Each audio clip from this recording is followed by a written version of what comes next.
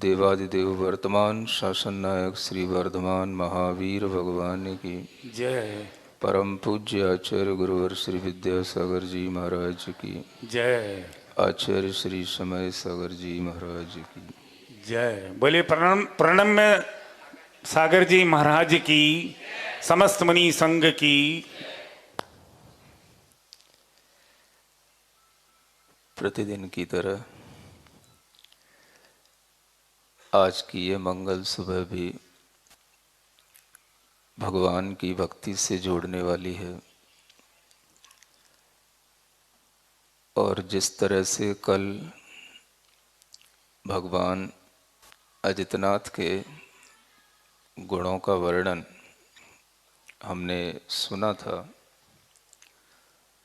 उसी क्रम को थोड़ा सा आगे बढ़ाते हुए उन्हीं भगवान अजितनाथ के चरणों में चलते हैं, जिनकी कुछ विशेषताएं शायद हमारा मन उनकी भक्ति के लिए प्रेरित कर सके। भगवान की भक्ति में मन लगना भी आज के समय में बहुत दुर्लभ कार्य है। यूँ तो कोई आयोजन हो जाता है तो उसमें हम सम्मिलित हो जाते हैं, लेकिन अपने मन से भगवान की भक्ति करने को जब हम तत्पर हों तो वो तभी संभव होता है जब हम कुछ प्रभु के बारे में जानते हों, कुछ उनकी विशेषताओं से हम अवगत हों।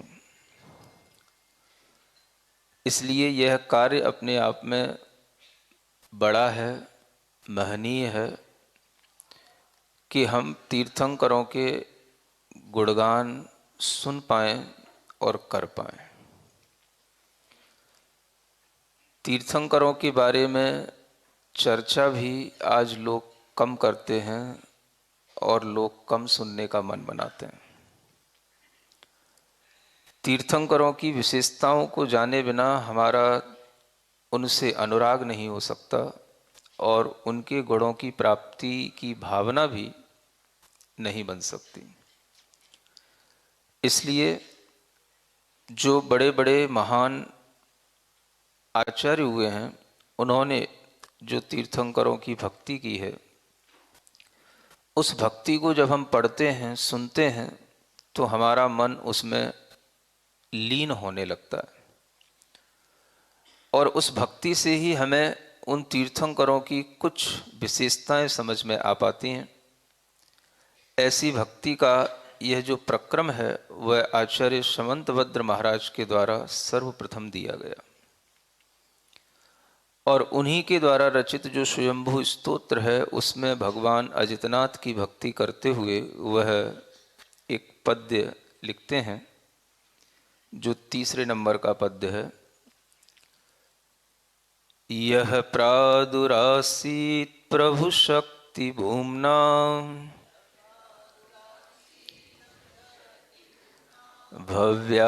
भव्याशयालीन कलंक शांत्यै महामुनिर्मोक्त घनोपदेहो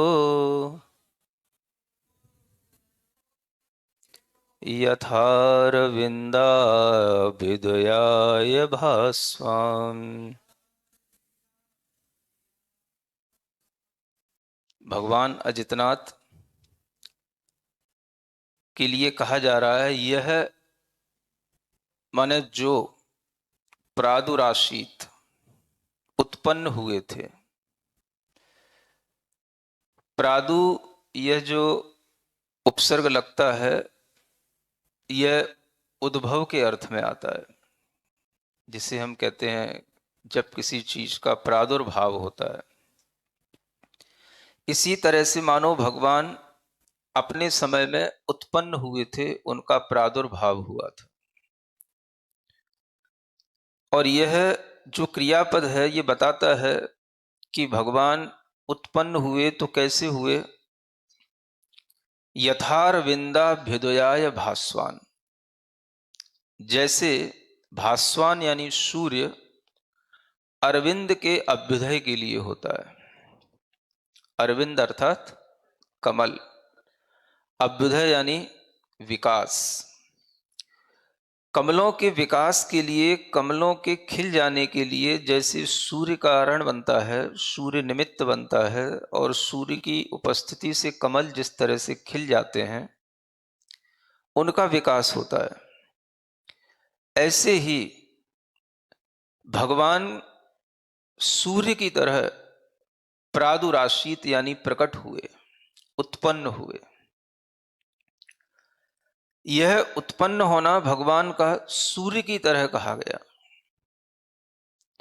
आप देखते हैं सूर्य जब आता है तो उसके आगमन में अच्छा लगता है, आने के बाद में जब तक वह दिन भर अपने साथ रहता है तब तक भी अच्छा लगता है, और रहते रहते अपने साथ में रहते रहते वो धीमे धीमे से एकदम से चला सा जाता है, फिर सूना सूना हो जाता है, रात्रि हो जाती है। सूर्य का आना और सूर्य का जाना, जब हम याद करेंगे सूर्य को जाने के बाद तो ऐसा लगेगा कि जैसे सूर्य उत्पन्न हुआ था, प्रकट हुआ था, हमारे सामने आया था। ये प्रकट होने वाली बात, उत्पन्न होने की जो बात है, ये तब दिमाग में आती है जब कोई चीज आकर के हमारे सामने से चली गई हो। हम वही भावना अपने मन में रखते हैं कि भगवान अजितनाथ जिस समय पर हुए होंगे उस समय पर हुए, और होने के बाद में वो चले गए। तो वो ऐसे ही चले गए जैसे सूर्य आया, जब तक आया तब तक प्रकाश रहा, सबका मन खिला रहा, और वो चला गया तो सब पुनः वैसे ही मुरझा गए। महापुरुषों का आगमन कुछ इसी तरह का होता है। तीर्थंकर भी अपने समय में लंबे समय तक रहते हुए भी जब वो चले जाते हैं तब ऐसा ही लगता है जैसे सूर्य आया था और चला गया। सूर्य भी आपके साथ बहुत समय तक रहता है। अगर वो आपके साथ 8 घंटे 10 घंटे भी रहता है तो ये कम नहीं होता है, लेकिन उसकी याद तब आती है जब वो चला जाता है, और आप इसलिए याद नहीं करते क्योंकि आपको पता है कल फिर आ जाएगा। अब अगर वो कभी कल न आए, कोहरे में छुप जाए, तब फिर आपको याद आती है कि आज निकला नहीं, आज दिखा नहीं। व्यक्ति की या वस्तु की या किसी भी पदार्थ की कीमत हमारे सामने कितनी होती है, ये हमारे इन मनोभावों से समझ में आती है। जब हमारे सामने वह व्यक्ति या वस्तु रहती है तब हम उसके साथ जुड़ जाते हैं, और जुड़ने के बाद में जब उस वस्तु का हमसे अलग होना होता है तब हमें उसका स्मरण इसी रूप में आता है कि वो आया था, चला गया, प्रकट हुआ था, कुछ देर मेरे साथ रहा, फिर विदा हो गया। यह जो विचारधारा है, यह विचारधारा हमेशा हमारी बनी रहती है, और महापुरुषों के साथ इसी तरह से देखने में आता है। एक सूर्य दिन में कितना प्रकाश देता है, कितनी ऊर्जा देता है, कितनी जगह सोलर सिस्टम लगे रहते हैं, सबको सोलर सनलाइट से, सन एनर्जी से भर देता है, और सबके कार्य सुव्यवस्थित ढंग से चलने लग जाते हैं। और जिस दिन वह नहीं आता, नहीं प्रकट होता, हम सिर्फ उसी दिन याद करते हैं। अगर वो रोजाना आता रहता है, रोजाना जाता रहता है, तो हम कहाँ याद करते हैं? पूछो अपने मन से। जिस दिन कोहरा छा जाएगा उस दिन आपको सूर्य दिखाई देगा कि आज सूर्य दिखाई नहीं दिया, आज कोहरा छा रहा है। और जब कोहरे का समय नहीं होता है तो अपने आप दिन रात होता रहता है, सूर्य आता रहता है, जाता रहता है, हम उसके अभ्यस्त हो जाते हैं। तीर्थंकरों को याद करते हुए आचार्य समंतभद्र महाराज कह रहे हैं कि वह अजितनाथ भगवान भी एक सूर्य की तरह हमारे सामने आए, और सूर्य जिस तरह से भव्य जीवों का विकास करता है, कमलों का विकास करता है, ऐसे ही तीर्थंकर अजितनाथ भगवान ने भी भव्य जीवों का विकास किया, उनको खिलाया। कैसे खिलाया? तो भव्याशया लीन कलंक शांत्यई, यानी भगवान अगर प्रकट हुए तो वो भी प्रयोजन के साथ प्रकट हुए। प्रयोजन क्या था? भव्य जीवों के आशय में जो कलंक लगा हुआ है उसको शांत करना। आशय कहते हैं बुद्धि में, चित्त में। भव्य जीवों की चेतना में, उनके चित्त में जो कलंक लगा हुआ है, उस कलंक को शांत करने के लिए जो प्रकट हुए थे अजितनाथ भगवान, उस समय के भव्य जीवों की बात कही जा रही है। जिस समय पर भगवान प्रकट हुए, भगवान उत्पन्न हुए, उस समय पर जो भव्य जीव उनके समक्ष थे, उन्होंने अपने अंतरंग के कलंक की शांति कर ली। आप जानते हैं कि कलंक क्या होता है? उस समय के भव्य जीवों के चित्त में कलंक था, तो आज के भव्य जीवों के चित्त में कलंक है कि नहीं? कलंक माने कोई ऐसी चीज, कालिमा, कोई ऐसा धब्बा, कोई ऐसा दाग, कोई ऐसी चीज हमारे अंदर बैठी है जो हमें निर्मल नहीं होने देती, जो हमारी आत्मा के स्वभाव को प्रकट नहीं होने देती, उसको कलंक कहते हैं। ऐसी चेतनाएं जो उस कर्म कलंक से सहित होती हैं, उन चेतनाओं की कलंकता को दूर करने के लिए भगवान का उद्भव होता है, भगवान प्रकट होते हैं, उत्पन्न होते हैं। और वह तीर्थंकर जब उत्पन्न हुए तो उसका प्रयोजन यही था, भव्य जीवों की बुद्धि में, उनके मन में जो कलंक बैठा हुआ है, वह कलंक क्या है? तो उनके चेतना में जो कर्म की कालिमा है, यही उस चेतना का कलंक है। उस कालिमा को दूर करना, उस कर्म कालिमा की शांति करने के लिए प्रभु अजितनाथ अवतरित हुए थे। अब जब हम कहते हैं अवतरित हुए, प्रकट हुए, तो आपकी दृष्टि कहीं वहां तो नहीं चली जाती कि भाई वो अचानक से जैसे कोई ऊपर से प्रकाश की किरण आती है और एकदम से प्रकट हो जाती है? समझ आ रहा? वो अवतरित होना, प्रकट होना, उत्पन्न होने के ही अर्थ में होता है। और वह कहा जाता है इसी तरह से, इसलिए कहा जाता है क्योंकि जब कोई दिव्यता के साथ में हमारे सामने आता है और थोड़ी देर हमारे सामने उस दिव्यता के साथ रहता है और हमें थोड़ा सा उस दिव्यता का अनुभव होता है, फिर वह चला जाता है, तो हमें यही कहना पड़ता है कि वो प्रकट हुआ था और चला गया। जैसे सूर्य प्रकट हुआ, चला गया। तो सूर्य हमेशा आता रहता है, जाता रहता है। उसी को जब हम आगमन के समय को देख करके जब हम कहते हैं तो वह प्रकट होना कहलाता है। ऐसे ही भगवान अजितनाथ प्रकट हुए, उत्पन्न हुए भव्य जीवों के कलंक को दूर करने के लिए। उस समय पर जो भव्य जीव उनके सामने रहे होंगे, उनके कलंक की शांति हुई, उनकी चेतना कर्म कालिमा से रहित हुई।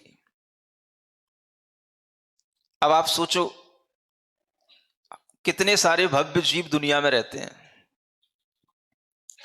और उन भव्य जीवों में हम भी कहीं हैं कि नहीं? हम और आप भी जीव हैं। कैसे जीव हैं? भव्य ही हैं। बोलो तो, कुछ कॉन्फिडेंस है कि नहीं? भव्य जीव होते हुए भी उस समय पर हम उनके सामने नहीं आ पाए होंगे। क्या सुनते हो? जब भगवान अजितनाथ हुए होंगे, हम उनके सामने नहीं आ पाए होंगे। ये दुनिया इतनी बड़ी है कि हम न जाने कहां पर होंगे, कुछ नहीं कहा जा सकता। हम नरकों में भी हो सकते हैं, हम स्वर्गों में भी हो सकते हैं, हम किसी त्रियंश गति में भी हो सकते, हम किसी और कहीं पर भी मनुष्य हो सकते, कुछ भी हो सकते, लेकिन हम भगवान अजितनाथ के समक्ष नहीं आ पाए। सुन रहे हो? हाँ, अगर आए होते तो अपनी भी कर्म कालिमा की शांति हो चुकी होती, और हो चुकी होती तो फिर अपन यहां नहीं होते। सुन रहे हो? हाँ, उन तीर्थंकरों के समय पर अन्य अनेक जीव, मनुष्यों में भी लाखों करोड़ों जीव, देवों की अपेक्षा से असंख्यात जीव, वे अपनी कर्म कालिमा को शांत करके, कर्म मल से मुक्त होकर के, अपनी चेतना को शुद्ध बना करके मुक्त हो गए। हम नहीं हो पाए, कहीं ना कहीं संसार में पड़े थे। उन भगवान का हमारे लिए उस समय पर निमित्त संयोग नहीं बन पाया। कहां से बनेगा बताओ? अगर कहीं देवों की आयु लेकर के चले गए तो वहां पर भी कुछ नहीं कर सकते। देव भले ही दर्शन करने आ जाएं, कुछ कर लें, कोई चित्त कलम कर्म कालिमा उनकी कोई शांत नहीं हो सकती ज्यादा। अगर कहीं जीव नरक में गिर पड़ा तो सागरों पर्यंत असंख्यात वर्ष की आयु उसमें निकल जाती है। त्रियंश गति में कहीं भी पड़ा है तो वहां पर भी उसकी आयु निकलती रहती है। मनुष्यों में भी वह समागम मिले जहां पर भगवान अजितनाथ का यह प्रादुर्भाव हुआ, वहीं पर उनके आसपास जो भव्य जीव रहे होंगे, उनके चित्त की शांति, उनके चित्त में कर्म कालिमा से रहित होने की यह स्थिति बनी होगी।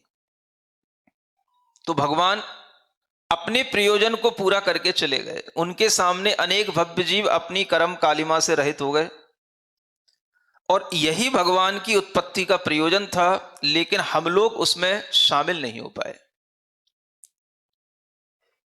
सुनते हो? ऐसा विचार करना चाहिए, तब कुछ आपको समझ में आएगा कि तीर्थंकर हुए, तीर्थंकरों का होना और हमारे लिए उन तीर्थंकरों का संयोग नहीं मिलना, यह हमारी अपनी कितनी बड़ी कर्म की विडंबना है कि हम उन तीर्थंकरों के साथ कभी संयोग को प्राप्त नहीं हो पाए। हुए होते तो आज यहां ऐसी दयनीय स्थिति में नहीं बैठे होते। दयनीय स्थिति मतलब अब ठिठुर रहे हैं ठंड में, तो दयनीय स्थिति है। किसी ना किसी रोग से पीड़ित है, कुछ ना कुछ मजबूरियों में जी रहे हैं, तो दयनीय स्थिति है। हर आदमी कहीं ना कहीं कुछ ना कुछ मजबूरियों में जीता भी रहता है। जी रहा हूं क्योंकि जीने के लिए मजबूर हूं। तो आदमी को जीना भी पड़ता है, यह भी उसकी एक दयनीय स्थिति बन जाती है। जैसा भी हो उसे जीना है। समझ आ रहा है? आज हमारी स्थिति बहुत अच्छी होती अगर हम उन भगवान की संगति को प्राप्त किए होते उस समय पर, और हम भी थे, भगवान भी थे, हमारा अस्तित्व उस समय पर भी था, लेकिन वो संयोग नहीं बैठा कि सूर्य निकले और उसके प्रकाश में जो कमल आ जाएं वो कमल खिल जाएंगे। जो कमल कहीं और अंधेरे में रह गए, कहीं और उसके प्रकाश से वंचित रह गए, वो कमल नहीं खिल पाएंगे। तो यह एक जो संयोग होता है, यह संयोग अपने आप में बड़ा विशिष्ट होता है। महापुरुषों का आगमन इसी तरह का लगता है। अब वो भगवान जब आए तो असंख्यात वर्ष की उनकी एक तरह से मतलब आयु समझ लो आप, संख्यात वर्ष की होते हुए भी वो आयु जो है मतलब असंख्यात वर्ष जैसी लगती है। करोड़ों पूर्व की आयु, 1 कोटि पूर्व की आयु, 84 लाख पूर्व की आयु, ऐसी ये जो आयुएं हैं, ये आयु भी करोड़ों वर्षों की आयु भी रहते हुए भी जब वो चले गए तो वो उसी तरह से लगेंगे जैसे सूर्य आया और चला गया। अब आप उन तीर्थंकरों की कल्पना में इस तरह से डूब नहीं पाते। तीर्थंकरों का इस तरह से विचार आपके अंदर आता नहीं। तीर्थंकर अपन लोगों ने कभी देखे नहीं, लेकिन किन्हीं महापुरुषों का विचार करें जिनको अपन ने देखा है। सबने देखा आचार्य महाराज को, अब आप उनका विचार करें। वो भी आज हम अपनी स्थिति में बैठे हुए, आज अगर हम उनके बारे में सोचते हैं तो वो हमें कैसे दिखाई देंगे? आज वो ऐसे ही दिखाई देंगे, एक सूर्य की तरह आए, कुछ दिन अपने साथ रहे और सूर्य की तरह ही वो विलीन हो गए। महापुरुष का जो दिव्य पुरुष होते हैं, उनका आगमन हमेशा आपको जाने के बाद इसी रूप में दिखाई देगा। वो प्रकट हुए थे मानो। कहां से उत्पन्न हुए थे? तो वह इसी राजस्थान की धरा से उत्पन्न हुए थे। यहीं किशनगढ़ से उनकी शुरुआत हुई थी।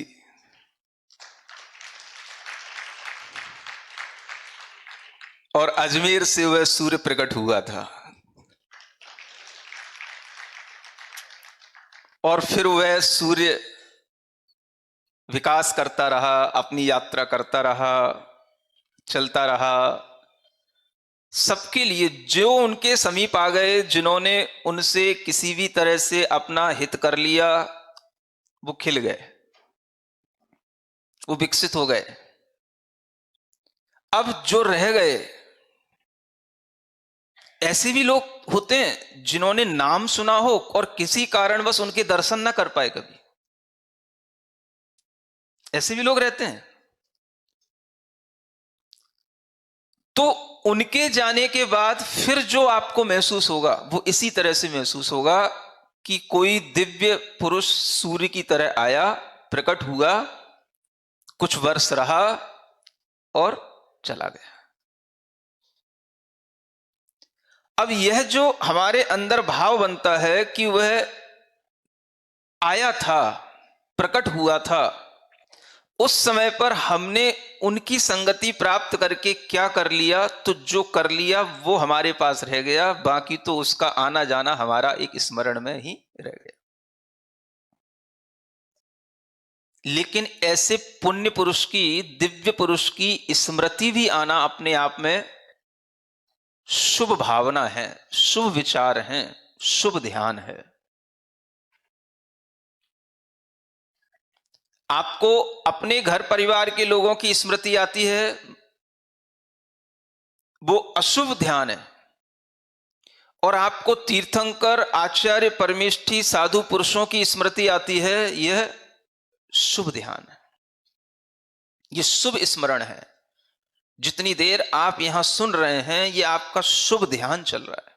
ध्यान और कोई चीज नहीं होती। आंख खोल के भी ध्यान होते हैं और आंख बंद करके भी होते हैं। जब आंख बंद करने से घबराहट होने लग जाए तो फिर आंख खोल के भी ध्यान कराए जाते हैं। आप लोग आंख बंद करके ध्यान नहीं कर सकते, क्योंकि आपको आंख बंद करने के बाद बहुत घबराहट होगी, क्योंकि सारा कचरा जो आपके अंदर बैठा होता है वो आंख बंद करने के बाद ही रिफ्लेक्ट होता है। इसलिए ये आपका ध्यान है, आपको पता नहीं पड़ता, आप जैसे बैठे बैठे रह जाते हैं। आप सुनते सुनते 1 घंटा निकाल देते हैं, जब जिनवाणी होती लास्ट में तब आपको ध्यान आता, अरे मेरी कमर ऐसी रह गई, जैसे बैठे थे वैसे बैठे रह गए। समझ आ रहा है? ये ध्यान है आपका। हाँ, खुली आंखों से होने वाला ध्यान, पूरी जागृति के साथ होने वाला शुभ ध्यान, जिसमें आपको तीर्थंकरों से जुड़ने को मिल रहा है, जिसमें आपको बड़े बड़े दिव्य पुरुषों से जुड़ने को मिल रहा है। आपका मन वहां पर जुड़ रहा है, ये आप शुभ ध्यान में है। तो ऐसे महापुरुषों का जब हम स्मरण भी करते हैं तो वह भी हमारे लिए शुभ विचार होता है, शुभ ध्यान होता है। आचार्य परमेष्ठी का यहां से उद्भव होना, जब यहां के मंदिर की वह मुझे जानकारी दी गई कि यहाँ पीछे कमरे में वह ज्ञान सागर जी महाराज रुकते थे और यहीं पर विद्याधर पहली बार कचौड़ी मल के साथ में आए थे और यहाँ पर पहला दर्शन किया था। यही वो स्थान है जहाँ पर ज्ञान सागर जी महाराज ने पूछा था तुम्हारा नाम क्या है? विद्याधर। तो ऐसे विद्याधर तो बहुत आते हैं चले जाते हैं, तो ये वही स्थान है जहां पर विद्याधर ने आजीवन सवारी का त्याग किया था।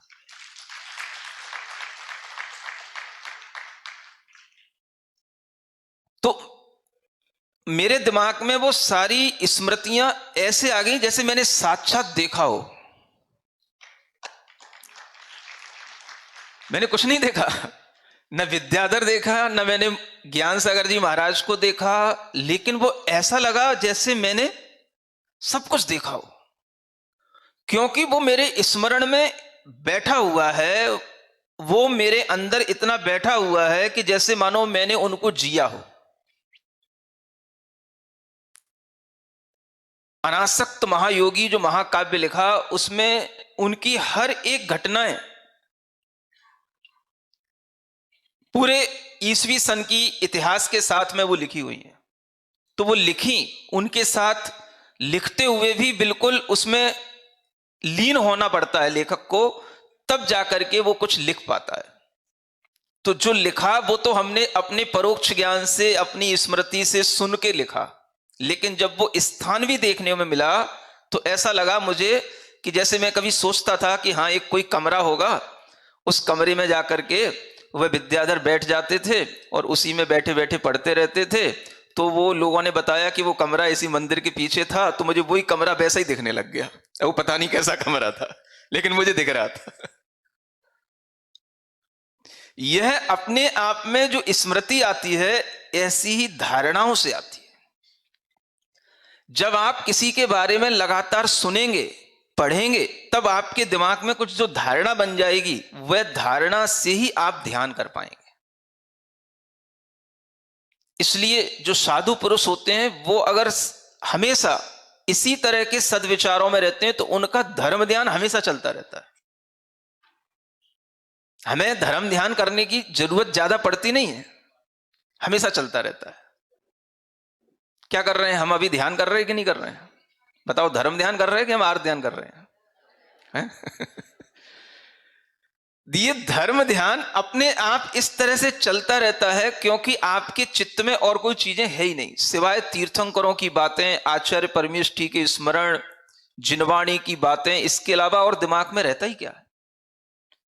ऐसा धर्म ध्यान जब निरंतर चलता रहता है तो अपने आप ऐसा भाव आता है कि देखो यहां पर हम आज अगर बैठे भी हैं तो मुझे पुरानी यादें भी आती हैं, वर्तमान का स्थान देख करके भी वह पुरानी यादें ताजा हो जाती हैं, और उन यादों से हमें न कोई इस तरह का कोई विशेष दुख होता है न सुख होता है, लेकिन धर्म ध्यान होता है।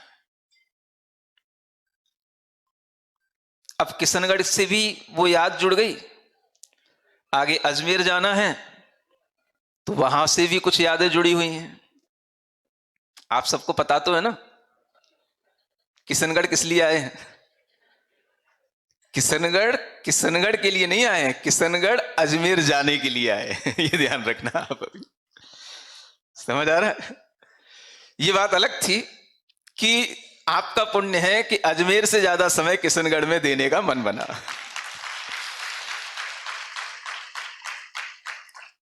कभी कभी ऐसे भी प्लेयर होते हैं जो सिर्फ अपने उस टारगेट को छू करके आ जाते हैं, समझ आ रहा है, और बीच में बहुत टाइम दे देते हैं। तो कभी कभी इस तरीके की भी स्थिति बन जाती है। आप सबको पता है आगे आने वाली 19 तारीख को, 19 जनवरी को, उन्हीं भव्य पुरुष का, उन्हीं दिव्य पुरुष का राजस्थान सरकार के माध्यम से कई बार हमारे पास निवेदन हुआ। लखावत जी आए और कई बार उस पर परिचर्चा हुई।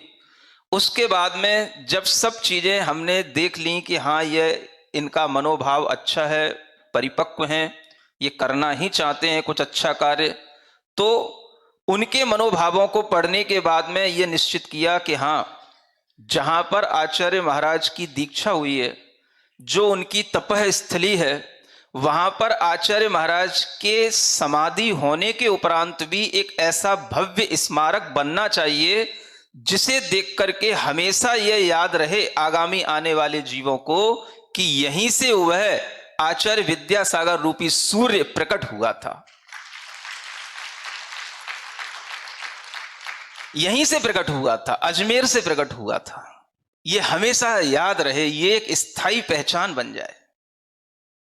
और ऐसी पहचान बनने के लिए राज्य सरकार ने निवेदन किया हमसे, तो हम तो बहुत जल्दी तैयार हो गए। देर इसलिए लगाई कि पहले इस सरकार का मन तो देख लें, क्योंकि सरकार की बातें सरकारी जैसी होती हैं। जब देखा कि हाँ इनका मन अच्छा है, पक्का है, ये अवश्य ही उस कार्य के लिए तत्पर हैं, करना चाहते हैं, तो फिर हमें भले ही 120 किलोमीटर चलना पड़े, लौट करके आना पड़े गुरु भक्ति के लिए, ये हमारे लिए कोई बहुत बड़ी चीज नहीं है। ये हमारे लिए एक छोटी सी भेंट गुरु भक्ति के लिए अगर हो जाए तो ये भी मेरे सौभाग्य की चीज है। यही सोच करके महाराज जनवरी की ठंड है, ये है, वो है, हमें इससे कोई फर्क नहीं पड़ता। गुरु भक्ति से प्रेरित होकर के गुरु की दीक्षा स्थली को भी देखने का मनोभाव बना, और वो भी हमारे लिए पूरा हो। और उसके साथ साथ जहां पर ऐसा एक भव्य स्थान बनने वाला है जो अपने आप में इसलिए महत्वपूर्ण है कि अन्यत्र तो आपको अनेक तरह से सरकारों के पास में अपना प्रपोजल देना पड़ता है, लेकिन ये पहली बार ऐसा होने जा रहा है कि सरकार ने अपनी तरफ से कहा है कि हमें आचार्य विद्यासागर जी महाराज के लिए कोई एक भव्य पैनोरामा का निर्माण करना है, और वो राजस्थान सरकार ने सोचा है। अब राजस्थान में जब ये काम होने जा रहा है तो राजस्थान में रहने वाले भव्य जीव, जितने भी आचार्य महाराज की भक्ति करने वाले जीव हैं, उनका तो ये कार्य बनता है कि जब उसका शिलान्यास होने जा रहा है तो उस दिन हम वहां पर उपस्थित जरूर रहें। ये आपकी गुरु महाराज के प्रति भक्ति की एक पहचान होगी। आसपास के जो भी लोग हैं, चाहे वो अजमेर के पास किशनगढ़ हो, ब्यावर हो, केकड़ी हो, टोंक हो, बूंदी हो, कोटा हो, कुछ भी हो, राजस्थान है सारा। हम राजस्थान में तो अपील कर ही सकते हैं कि समूचे राजस्थान में पहला यह कार्य होने जा रहा है, लेकिन यह कार्य देखा जाए तो सारे भारत के किसी भी प्रदेशों में नहीं हुआ, यह सिर्फ राजस्थान प्रदेश में ही होने जा रहा है। तो बाहर के लोग भी इसमें आमंत्रित हैं। जिनकी भी भक्ति आचार्य गुरुदेव के प्रति है, वह इस तरह से इस शिलान्यास के अवसर पर उपस्थित होंगे, तब सरकार के लोग जो वहां उपस्थित होंगे वो देख पाएंगे कि आप में भी तो हम जिनके लिए ये सब कुछ करने जा रहे हैं, आपके अंदर कोई भक्ति का भाव और उनके प्रति श्रद्धा और उत्साह का भाव है कि नहीं, वो उनको भी तो देखने को मिलना चाहिए। तब तो उनके अंदर उत्साह आएगा कि हम जो सोच रहे हैं कि हमें इतने करोड़ का प्रोजेक्ट बनाना है, अगर वो आपका उत्साह देखेंगे तो उससे 10 गुने ज्यादा का भी प्रोजेक्ट बना करके आपके सामने रख देंगे। लेकिन ये होना चाहिए आपके उत्साह के माध्यम से। समझ आ रहा है? 19 तारीख को संडे है। घर, परिवार, नगर, समाज, बच्चा बच्चा वहां पर पहुंचे और इस बात की अपनी उपस्थिति दर्ज कराए कि आचार्य महाराज के समाधि होने के उपरांत भी आज हम आचार्य श्री के प्रति उतने ही भक्तिवान और श्रद्धालु हैं जितने उनकी उपस्थिति में थे। तब हम समझें कि हां, आपके अंदर भक्ति है, आप आज भी अपने आप को आचार्य महाराज से जोड़े हुए हैं, और जो भी महापुरुष होते हैं उनके चले जाने के बाद भी भव्य जीव उनको स्मरण करते हैं, तो वह उनके लिए हमेशा उपस्थित रहते हैं। यह हमारी भक्ति इसी तरह से होती है। जो भव्य जीवों की कलंकों की शांति के लिए हुए, ऐसे अजितनाथ भगवान तो हमने नहीं देखे, लेकिन गुरुदेव तो देखे हैं। कितने भव्य जीवों के उन्होंने कलंक शांत कर दिए, और ऐसा निष्कलंक जीवन उन्होंने प्रदान कर दिया। और ये सब हो पाता है तो किससे? एक बहुत अच्छी चीज इसी स्तुति में लिखी है। किस कारण से उन्होंने भव्य जीवों के कलंक की शांति की? प्रभु शक्ति भूमना। प्रभु माने सामर्थ्य, शक्ति माने जो उनकी वाणी है, दिव्य ध्वनि है वो, और भूमना माने उसके महात्म्य, उसकी महिमा। ये आचार्य समंतभद्र महाराज की संस्कृत है। बहुत उत्कृष्ट संस्कृतज्ञ हैं आचार्य समंतभद्र महाराज। वो भगवान की स्तुति में कह रहे हैं कि हे भगवान, आपने भव्य जीवों के कलंक की शांति किससे की? आपके पास कौन सा हथियार था जो उनके चित्त में प्रविष्ट करके आपने उस कर्म कलंकमा को साफ कर दिया? कौन सा स्वीपर आपने चला दिया वहां पर? तो वो एक शक्ति थी भगवान के पास। कौन सी? वाणी की शक्ति, दिव्य ध्वनि की शक्ति। आप समझो कि एक आत्मा अनेक अनेक आत्माओं के लिए, चित्त के कलंकों को दूर करने के लिए, उनकी कषायों को शांत करने के लिए, उनके मनोमालिन्य को दूर करने के लिए कारण बन सकता है, अगर उसकी वाणी में ताकत हो तो। ताकत किसमें होती है? वाणी में। इसीलिए जिसकी वाणी में ताकत होती है उसको ही कहा जाता है इसकी वाणी में सरस्वती है। सिरिजिण वाणी जग कल्याणी, जग जन मदतम मोहरी, जनमण हारी गढ़हर हारी, जम जरा भव रोग हरि, तिथ्य राणम दिव्य झुणिम जो पड़ई सुणई मय्ये धारई, राणम सौख मणंतम धरिय, सासद मोक्ष पदम पावई, सासद मोक्ष पदम पावई।